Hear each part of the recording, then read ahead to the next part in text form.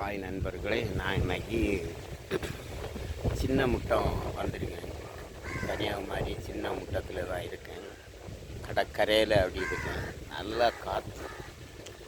மேலே மரத்தையெல்லாம் பார்த்தீங்களா, அந்த கடற்கரையில் அந்த மரத்துக்கிட்ட எல்லோரும் அந்த பள்ளத்துக்கு போட்டுக்கு போகிறவங்க வலையை அடிக்க வச்சிருக்க பற்றியெல்லாம் அதில் தான் உட்காந்துருக்கேன். என்ன ஒரு சுகங்க!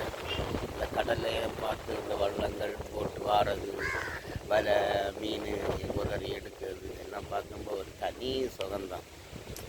மனசுக்குள்ள ஏதோ கவலைகளோடு இருக்கும்பொழுதும் இந்த இடத்துல வந்து இந்த மாதிரிப்பட்ட இதை பார்க்கும்போ அது மறந்துடுது. அதில் ஒரு சந்தோஷமான ஒரு இது தருணம் இருக்குது. இதில் காற்றை பற்றிலாம் சில்லு சில்லு சில்லு சில்லுன்னு அடி.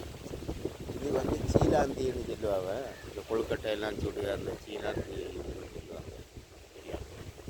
சரி.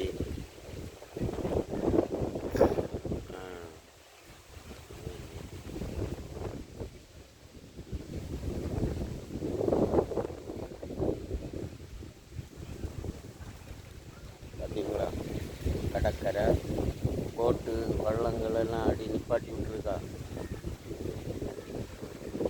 ஏன்னா நிறைய கடலுக்கு போகக்கூடாது அப்படின்னு சொன்னனால தான் நிறைய இதுக்கள் அப்படி நிப்பாட்டி விட்டுருக்காங்க. நான் அந்த கடற்கரையில் அந்த வள்ளம் அந்த பற்றிலாம் மரங்களை பற்றிலாம் காற்று ஒரு தனி சுகம்தான்.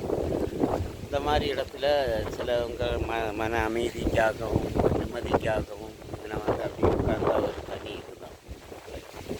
எவ்வளோ பாரங்கள் கஷ்டங்கள் இருந்தாலும் நான் வந்து இருந்து கொஞ்ச நேரம் அப்படி ஆறுதலாக இருக்கும்போது மனசுக்கும் ஒரு ஆறுதலாக இருக்குது, சந்தோஷமாக இருக்குது.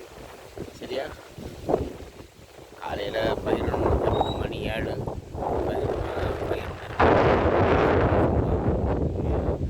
இன்ஸ்டாகிராமில் பார்த்துருக்கேன். அனைவருக்கும் என் நன்றி எடுத்துக்கணும். ஏன்னா 1500 சப்ஸ்கிரைபர் தாண்டி ஃபாலோ தாண்டி போயிட்டுருக்கு. அனைவரும் எனக்கு ஒத்துழைப்பு தந்த அனைவருக்கும்